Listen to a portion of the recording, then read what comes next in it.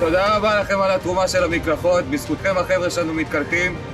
שבוע שהם לא התקלחו, תודה רבה. תודה על התרומה. לוועד בתי זיקוק היקרים, תודה רבה על התרומה של מוצרי הגלם לחמ"ל עמקה. הצלתם לנו את היום ועשיתם לנו טוב על הלב. אוהבים אתכם מאוד. על הבזן!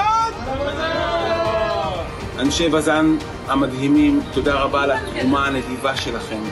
בזכות מה שנתתם לנו נוכל להגיע לכל מקום, ונוכל באמת להשלים את המשפט שכתבתם פה על הברכה.